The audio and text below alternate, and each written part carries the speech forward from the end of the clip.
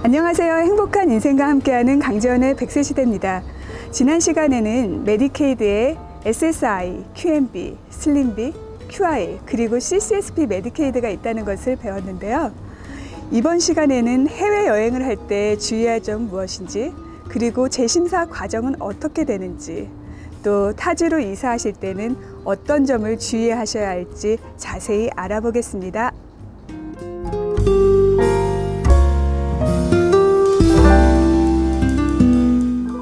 제일 사실은 메디케이드 중에서 어떻게 보면 가장 급이 높다 이렇게 얘기하는 SSI 메디케이드 있잖아요. 네. 어떤 분들은 메디케이드를 자주 갱신을 하는데 어떤 분들은 갱신을 안 하세요. 근데 그 차이가 SSI 받고 안 받고인 것 같더라고요. 그러니까 SSI라는 거는 이제 그 돈으로 받는 베네핏이거든요. 주정부에서 관리하는 게 아니고 그건 연방정부에서 관리를 해요. 근데 연방정부에서 SSI를 신청을 하고 그 다음에 그게 이제 승인이 나서 SSI를 받기 시작하면, 한 번 받기 시작하면 특별한 문제가 있지 않는 이상은 쭉 받게 돼 있으세요. 그리고 SSI를 받는 동안은 메디케이드가 같이 따라서 자동으로 나오기 때문에 특별히 신청할 필요도 없고요. 특별히 재심사를 받아서 갱신을 할 필요가 없으신 거고요. 그 외에 메디케이드는 노인분 메디케이드는 1년에 한 번씩 리뉴를 하셔야 돼요. 어린이 메디케이드 같은 경우에는 6개월마다 한 번씩 리뉴를 해야 되는데, 이제 노인분들 같은 경우에는 12개월마다 한 번씩 리뉴를 하셔야 돼요. 아까 말씀드린 MSP 같은 경우도 그렇고요. 네. 그 다음에 CCSP나 널싱홈 이런 거는 그분의 상황에 따라서, 그러니까 그거를 계속 체크업을 하고 더 이상 CCSP가 안 필요하신 경우나 그런 거 같은 경우는 이제 케어 코디네이터들이 정하시는 거잖아요. 이제 잘 아시겠지만 그런 케이스로 계속 필요하다고 되면 연장이 되지만 이제 회복이 돼서 더 이상 필요가 없으시다 그러면은 그냥 그러니까 말소가 되는 프로그램이기 때문에 그 재심사의 개념이 없다고 보시면 돼요. 그래서 ABD 메디케이드 같은 경우에도 3개월만 줄 수도 있어요. 왜냐하면 너무 상황이, 인컴이 하나도 없다라는 것 자체가 이상하기 때문에 그럼 3개월만 보자. 그 다음에 3개월에 또 다시 리뉴를 하고 이런 케이스도 있지만, 아까 제일 처음에 말씀드린 MSP 같은 경우에는 1년에 한 번씩 리뉴를 한다고 생각하시면 돼요. 그렇군요. 예전에 한번 이런 적이 있었어요. 어떤 어르신께서 오셔서 나는 정말 수입이 없다. 한 달에 정말 많이 못 번다. 이제 그러시더라고요. 그래서 그러세요. 그러면 이제 도와드려야 되겠네요. 그랬는데 이제 가만히 계시더니 근데 통장에 돈은 좀 있다. 네. 그래서 얼마나 있으신데 그랬더니 한 10만 불 정도 있다고 그러시더라고요. 네네네. 그래서 지금 이제 들으시는 분들이 그게 오해가 없으셔야 될 것 같아요. 그래서 자산 개념 좀. 네, 자산 제한도 있어요. 그래서 예를 들어서 SSI 메디케이드 같은 경우 SSI 혜택 자격에 맞춰야 되기 때문에 인컴이 한 분이실 경우엔 자산 제한이 2,000불이고 커플이신 경우엔 3,000불이에요. 그래서 그 자산이라는 개념 자체가 뭐냐라고 생각을 먼저 하셔야 되는데, 제일 쉬운 건 이제 은행의 잔고, 그 다음에 뭐 스탁이나 그런 사는 거, 그러니까 현금화 될 수 있는 거. 가장 쟁점이 되는 거는 보험이에요. 한국 분들이 이제 나중을 위해서 생명보험을 사놓으신 경우가 있는데, 생명보험이 제가 정확하게 터미널리지를 잘 모르는데 텀보험이 있고 호흡보험이 있다고 그랬는데, 그러니까 쉽게 생각하시면 돼. 이걸 내가 돈으로 바꿀 수 있느냐. 돈으로 가치가 있는가. 그러니까 내가 지금 이거를 해약을 하거나 어쨌든 현금화할 수 있느냐. 어떤 거는 그냥 해약하면 그냥 없어지는 보험이 있고, 그 다음에 해약하면 돈 많이 손해는 보지만 돈으로 주는 보험이 있잖아요. 그러니까 저축의 개념이 적용이 되기 때문에 이거는 자산으로 들어가요. 그래서 만약에 내가 해약을 했는데도 없어지는 거는 자산 개념에 안 들어가고요. 그 다음에 본인이 운전하는 차 하나, 그러니까 SSI 같은 경우에는 차 집에 한 대, 푸드 스탬프 같은 경우에는 어른 한 대, 이런 식으로 굉장히 좀 약간 다르게 돼 있는데요. 우선 SSI는 아까 말씀드린 것처럼 혼자이실 경우에는 그런 자산이 2,000불 이하시면 되고, 커플이신 경우는 3,000불 이하시고요. MSP 같은 경우에 혼자이실 경우는 7,860불. 꽤 높죠? 예. 그 다음에 두 분이신 경우에는 11,800불 이하 있으시면 괜찮습니다. 그렇군요. 그럼 선생님, 만약에 내가 2,000불 이하였는데 어느 달 그냥 깜빡하고 어쩌다 보니 2,100불이 됐어요. 그러면 바로 그 메디케이드가 끊기는 건가요? SSI가? SSI 같은 경우에는요. 네. 우선은 이렇게 생각하시면 돼요. 돈이 살짝 넘었다가 살짝 내려오고 이렇게 플럭추에이트 하잖아요. 왔다 갔다 할 수 있기 때문에 예. 내가 잠깐 높았지만 바로 그 다음날 가서 뭐 그로서리에서 뭘 샀다고 내려가는 돈은 상관이 없어요. 근데 그런 게 아니고 이렇게 에버리지로 봤을 때 2,000불 이상 넘으면은 사실 그러니까는 리포트를 하고 안 받게 돼 있거든요. 그래서 아까 말씀드린 것처럼 2,000불을 계속 유지하시며 2,000불 아래로 유지하시는 게 가장 중요하고요. 뭐 갑자기 무슨 오류상이나 서류상으로 2,010불이 됐다가 그 다음 날로 1,980불로 내려갔다. 그러니까 그런 거는 큰 문제가 없다고 봅니다. 왜냐하면은 그 심사하시는 분도 사람이기 때문에 상식을 적용을 하시고 이게 큰 문제가 없다라고 생각하면 문제가 될 수 없고요. 또 이런 것도 있어요. 뭐 스티뮬러스 페이먼트 있잖아요. 우리 1,200불 들어온 거 이런 거는 카운트를 안 해요. 그렇기 때문에 이 돈이 들어와 갖고 갑자기 3,000불이 됐다. 난 이제 SSI를 잃는다 이렇게 생각을 안 하셔도 되고요. 선생님 스티뮬러스 책 말씀하셨으니까요. 이번에 이 팬데믹으로 인해서 갱신하는 기간도 좀 연장이 됐죠? 네, 그러니까 처음에는 이제 우리가 3월부터 이제 락다운, 쉘터 인 플레이스 시작하고 막 이랬잖아요. 정신들이 없어서 우선은 메디케이드랑 푸드 스탬프로 올 스탑을 했었어요. 네. 예, 왜냐하면 사람들이 대부분 이제 저소득층들은 뭐 컴퓨터를 배우지 못하거나 아니면 뭐 통화하기도 그러니까는 그 영어가 잘 안 되시는 분들도 많고 대부분 그냥 사무실로 가시는 분들이 많기 때문에 그런 걸 방지하기 위해서 우선 올 스탑을 했고 조금씩 열기 시작을 했는데 결국에는 메디케이드는 내년 초까지로 완전히 연장이 됐어요. 모든 사람들이 재심사를 안 하더라도 내년 2월까지 내년 2월부터 시작되는 그때부터 다시 재심사를 시작하겠다라고 연장을 해줬고요. 푸드 스탬프는 처음엔 3개월 연장 뭐 이런 식으로 잠깐 조금 기간씩 연장을 하다가 지금은 편지를 받으시는 분들이 꽤 많을 거예요. 그러니까 재심사를 하라고. 그래서 지금 푸드 스탬프는 다시 롤아웃하고 있고요. 메디케이드 같은 경우 혹시 메디케이드만 받으시는 분은 걱정 안 하셔도 돼요. 내년에 내년 초가 되면은 편지가 날라올 거예요. 재심사를 하라고. 그때까지는 모두 다 유효하다고 생각하시면 돼요. 네. 그러면 평상시에는 매년 갱신을 하게 되죠.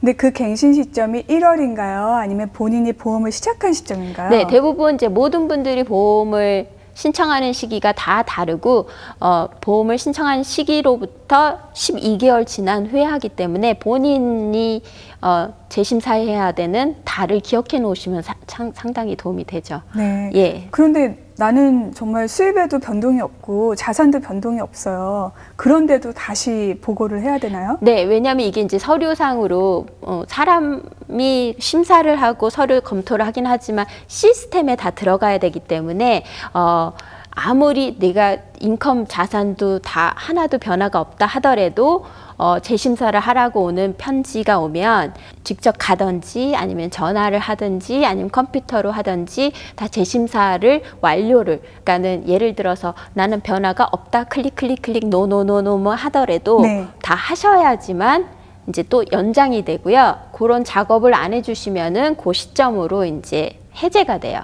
끊겨버려요? 네. 네, 그럼 끊기면 다시 신청을 해야 되겠네요. 네.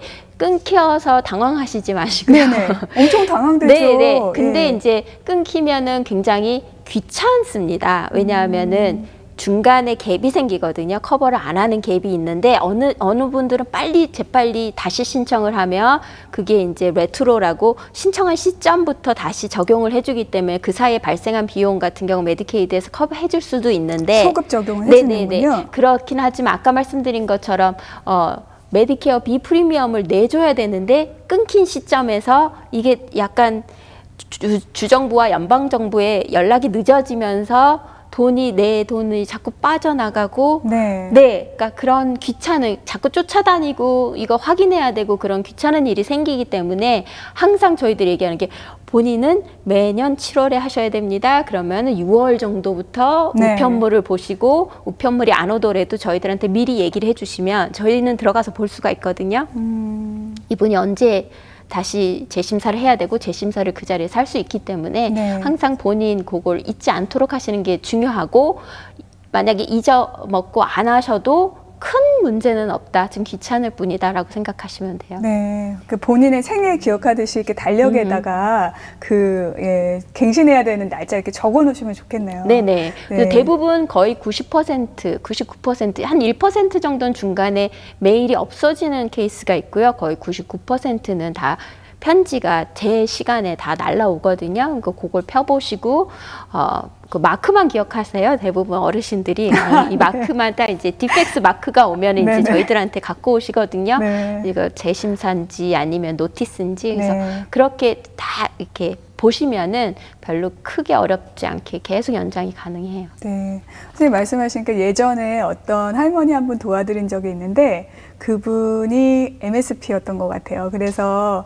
그 디펙스에 가서 다시 신청을 했더니 그분이 천 몇백 불을 다시 받으시더라고요. 그래서 네. 엄청 좋아하시긴 하셨는데 그때까지 엄청 마음을 졸이시면서. 왜냐하면은 이제 끊겼어요. 끊기면 주정부에서 돈을 안 내주기 시작하면 이제 연방정부에서 청구서를 보내기 시작하고, 근데 내가 그 시점에 되기도 전에 벌써 다시 신청을 했기 때문에 난 안 내야 되는 줄 아는데, 연방정부와 주정부의 연락이 우리 마음처럼, 한국분들 마음처럼 재빨리 즉각 실시간으로 연락이 되는 게 아니고 다 뷰로크래스로 다단계로 다 가야 되기 때문에 결국엔 못 받는 돈을 한꺼번에 받으시는 케이스가 되긴 하지만 그때까지는 굉장히 마음고생을 하시죠. 이게 된 건지 안 된 건지 물어봐도 대답도 안 해주고 무조건 기다리라고 하니까, 그래서 그런 그 마음의 괴로움을 극복하기 위해서는 미리미리 좀 준비를 하시고, 1년에 딱 한 번이니까 잘 미리 챙겨 놓으시면은 그런 힘든 일을 안 겪으셔도 돼요. 오늘 방송 잘 보시면 정말 마음 편하게 1년 또 평생 보내실 수 있을 것 같아요. 그리고 많이 받는 질문 중에 하나가, 메디케이드를 받는 분들이 여행을 가도 되느냐? 네. 되는 경우가 있고 안 되는 경우가 있습니다. 아, 그래요? 네. 되는 경우는 이제 MSP 받으시는 분들은 전혀 상관이 없으세요. 갱신만 제 시간에 하시면 계속 연장이 되기 때문에 상관이 없는데, SSI 메디케이드 받으시는 분들은 이제 SSI가 규정상 미국 밖을 한 달 이상 30일 이상 밖에 나갔을 경우엔 자동 해제가 된다라고 돼 있거든요. 그렇기 때문에 이제 뭐 국내 여행 같은 경우는 전혀 상관이 없고, 그렇지만 이제 한국 분들은 이제 가끔가다 한국에 방문하시느라고, 또 워낙 오랜 비행이시기 때문에 가서 오래 있고 싶어 하시는데, SSI 받으시는 분들은 꼭 30일 이전에 들어와야 하는 중요한 사명이 있습니다. 그렇군요. 그럼 선생님, 그 30일이라는 게 뭐 항상 30일이에요? 뭐 예를 들어서 2월 달은 28일밖에 없잖아요. 네네. 그 딱 두 가지라고 얘기돼 있어요. 그 책을 보시면 아실 텐데, 규정책을 30 days라고 돼 있고요. 32일이라고 돼 있고, 아니면 whole months라고 돼 있어요. and예요? 네네. 이거나 이거. 그렇기 때문에 만약에 2월 달에 그러실 리는 굉장히 힘들지만 1월 31일 날 가시고 3월 1일 날 돌아오시면 30일은 맞잖아요. 네. 근데 그게 딱 whole months가 다 나가신 거기 때문에, 그러니까 전체 한 달 전체를 다 나가신 거기 때문에 미국 밖을, 그러면 이제 끊기게 돼요. 그러니까 어찌 됐든 한 달 전에 빨리 들어오셔야 되는군요. 네네네. 그래서 한번 그냥 생각하실 때 한 25일 전엔 들어와야 되겠다라고 생각하시는 게 안전하죠. 너무 꽉 채우면 안 됩니다. 네. 그리고 또 하나 많이 듣는 질문이, 타주에서 이사 오실 때 중간에 이렇게 갭이 생길 수 있는 걸 굉장히 걱정하시잖아요. 네네. 그렇죠. 요새는 특히 이제 큰 대도시에서, 은퇴 도시로 우리 아틀란타가, 조지아가 각광을 받고 있습니다. 네. 그래서 많은 분들이 이제 저희가 타주에서 전화도 많이 받습니다. 그래서 사실 무슨 프로그램을 받고 있느냐에 따라서 이제 준비하셔야 되는 게 다른데, 만약에 타주에서 SSI를 받고 있다. 그러니까 아까 말씀드린 것처럼 SSI나 메디케어, 그 다음에 소셜 시큐리티 연금 같은 경우는 다 연방정부 프로그램이기 때문에 그냥 리포트를 하시면 돼요. 내가 어느 날 어디로 이사를 갑니다라는 것을 미리 이제 소셜 시큐리티나 메디케어에다가 알려주면 돼요. 그런 의무가 있거든요. 그래서 그 날짜가 정확해야 되나요? 정확하지는 않습니다. 왜냐하면 네. 그 받는 시점, 메디케어 자체는 네. 상관이 없어요. 내가 타주에서도 쓸 수 있어요. 메디케어는. 그런데 이제 얘기가 좀 길어질 수도 있는데 메디케어 네. C로 해서 사보험으로 바꾸신 경우에는 네. 지역이 국한될 수 있기 때문에 내가 이사 가려는 지역이 내 메디케어 C 프로그램 왜 계속 하는지를 또 봐야 네, 되나요? 거기가 커버가 되는지를 우선 알아보셔야 되고 네이션와이드 프로그램이 아닌 경우에는 또 그쪽에 가서 또 바꾸실 준비를 하셔야 돼요. 네. 근데 이제 우선 간단하게 말씀드리면 그런 연방정부 프로그램은 우선 리포트만 하시고 이사 가시는 시점을 리포트 하시고 새로운 주소를 알려주시고 뭐 이런 것만 하시면 되고요. 그 대신 아까 말씀드린 것처럼 메디케이드나 푸드 스탬프 이런 거는 주에서 관리하는 프로그램이기 때문에 기본적으로 그 주에 있는 프로그램을 끊고 그 다음에 새로 오신 주에서 다시 신청을 하셔야 돼요. 중간에 뜨면 어떡해요, 선생님? 약간 뭐 메디케이드 안 받는다고 네. 큰 문제가 나진 않고 또 한 가지 메디케이드는 네. 저소득층을 위한 프로그램이기 때문에 소급 적용이 가능해요. 내가 만약에 그렇군요. 지금 예. 여기서 메디케이드를 받는데 내가 이사 가느라고 그 사이에 끊긴 사이에 제가 병원에 막 급하게 갔어요. 네네. 하나 중요한 건 돈을 내시면 안 돼요. 아, 그 병원에요? 네. 새로운 가서 내가 아직 메디케이드가 조지아 메디케이드가 안 나왔지만 내가 병원에 가야 됐다. 근데 얘기를 미리 하고 난 메디케이드 받는 사람이고 신청이 들어갔습니다 하고 안 내셔야지 나중에 그거를 페이를 해주는데 내가 우선은 친구한테 돈을 빌려서 네. 냈어요. 네. 그다음 나중에 메디케이드에서 받아야지라고 생각하시면 안 되고요. 우선 한번 페이된 거는 절대로 소급은 안 해주는데 unpaid medical bill은 3개월 이전 것까지는 소급을 해줘요. 그렇군요. 네, 그렇기 때문에 이쪽에서 끊고 이쪽에 오셔서 푸드 스탬프, 메디케이드 같은 프로그램은 조지아주에 와서 다시 신청을 하셔야 되고요. 제일 애매한 게 이제 SSI 메디케이드예요. 아까 말씀드린 것처럼 연방정부 프로그램이기 때문에 난 아무것도 안 해도 돼라고 생각을 하시는데 그게 이제 사실 맞아요. 근데 이게 소셜 시큐리티가 중간에 끼어 있고 네. 소셜 시큐리티에서 우리가 신청하는 게 아니기 때문에 나는 소셜 시큐리티다. 나는 이제 캘리포니아에서 사는데 조지아로 이사 갑니다라고 얘기를 했기 때문에 소셜 시큐리티 잡이 뭐냐면은 그럼 여기 더 이상 돈을 이쪽으로 안 보내고 조지아에 새로 오픈한 뱅크 어카운트에다가 돈을 언제 몇 월부터 집어넣겠습니다라고 하는 것까지는 잘 아무 문제 없이 잘 되는데 이제 소셜 시큐리티가 조지아 메디케이드에다 연락을 해야 돼요. 네. 이 사람은 SSI 받는 사람인데 다른 주에서 왔으니까 메디케이드를 이 사람한테 발급해 줘라라고 얘기를 해야 되는데 이게 또 원활하게 안 되는군요. 아까 말씀드린 것처럼 제깍제깍 실시간으로 되면은 참 좋겠는데 커버가 되는데 좀 시간이 걸려요. 그래서 마음은 급한 거죠. 내가 지금 병원에 가야 되는데 메디케이드가 안 나왔다. 아까 말씀드린 것처럼 돈을 안 내시고 상황을 설명드리고 의료진한테 얘기를 하셔서 돈을 안 받으시면 나중에 소급 정리 되고요. 소셜 시큐리티를 받고 있는 그러니까 SSI를 받고 있는 한은 나는 그 주에 메디케이드에 적용을 받고 있다라는 걸 알고 계시면 돼요. 그 다음에 네. 제일 중요한 게 소셜 시큐리티에 네. 그래서 저 같은 경우 저라면 자꾸 전화해야 되나요? 우리 엄마면은 네. 제가 소셜 시큐리티 전화 걸어서 자꾸 얘기를, 그러니까 리마인드를 해줄 것 같아요. 언제 되니? 네, 이렇게요? 아직 내가 병원에 가야 되는데, 내가 약을 빨리 받아야 되는데, 네. 메디케이드를 아직 못 받았다. 어떻게 하면 좋은지 얘기를 해줘라. 이런 식으로 그럼 똑같은 얘기예요. 기다려라 라고 하지만 사실 그 부분을, 왜냐하면 누락되는 케이스를 많이 봤어요. 얘네들이 아무것도 안 해갖고 연락이 안 오는 케이스도 있거든요. 네. 그런 경우에 이제 전화를 해서 얘기를 하면 그때 넣으시는 케이스도 있기 때문에 좀 약간 능동적으로 미리 연락을 하시는 것도 굉장히 중요해요. 그렇군요. 그럼 SSI 메디케이드를 받는 분들은 그 디펙스가 아니라 소셜 시큐리티 오피스에 그렇죠. 연락을 해야 되는 거군요. 네. 예, 디펙스는 푸드 스탬프, 그다음에 아까 말씀드린 MSP, 뭐 널싱홈, 그러니까 다른 모든 보험은 네. 디펙스에서 관리한다고 보시면 되고요. 소셜 시큐리티, 어떤 분들은 소셜 시큐리티에서 메디케이드를 했다라고 하시는 경우 있는데, 소셜 SSI인 거죠? 예, 그쪽에서는 관할하는 거는 사실 관할하는 것도 아니에요. 그냥 메디케이드에다가 통보만 해주는 역할을 하기 때문에 관리하지도 않고 신청서를 받지도 않는데, 만약에 어떤 분들이 신청서를 그쪽에 보내면 이쪽으로 전달은 해요. 그렇지만 사실 그 중간에 없어지는 케이스도 많고 시간이 더 오래 걸리기 때문에 저희들이 클라이언트에 얘기하는 거는 왜 소셜 시큐리티 왜 가시냐, 디펙스로 바로 직접 가셔야 된다라고 말씀을 드리죠. 그렇군요. 네.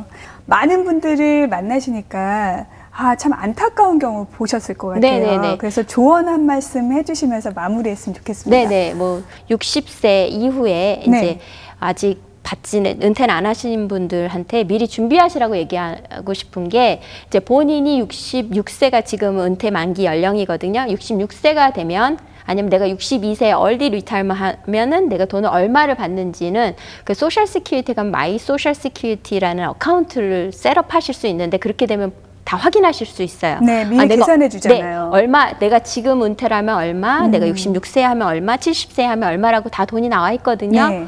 그게 고정 인컴이라고 생각하시면 되기 때문에 아까 말씀드린 그 좋은 QMB를 미리 신청을 하셨으면, 그러니까 소셜 시큐리티 미리 좀 땡겨서 받으시면 돈이 깎이잖아요. 자기가 조정을 할 수 있단 말이에요. 그러니까 늦게 하면 사실 많이 받잖아요. 네네네, 그쵸. 보통 늦게 많이 하시는데 그게 꼭 똑똑한 건 아닌 거네요. 왜냐하면 우리가 대부분 사람들이 얘기하는 게 QMB가 돈으로 환산을 하면 그러긴 했지만, 병원에 아무거 안 가더라도 1년에 2,000불을 훨씬 넘게 세이브가 되는데, 단지 한 달에 10불 더 받으시려고 막 참고 참았다가 70세에 받으시면 오히려 손해보군요. 그러면은 그 좋은 프로그램의 혜택을 잃어버리시는 경우가 있어요. 그래서 단지 5불 때문에, 단지 10불 때문에 난 QMB가 아니고 슬림비밖에 못 받는다라는 분들 제가 많이 도와드렸거든요.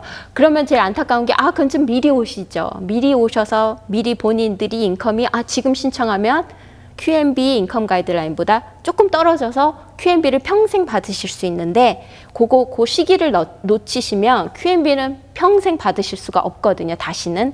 왜냐하면 같이 올라가요, 금액이. 그렇기 때문에 본인의 소셜 시큐리티 연금 적어도 그건 본인이 컨트롤 하실 수 있으시니까, 딱 그 보더라인에 계신 분들은 특히 본인이 얼마 받으시는지를 미리 확인하시고, 그 QMB 인컴 가이드라인 안에 들어오실 때 신청을 하시는 게 굉장히 중요한 것 같아요. 네.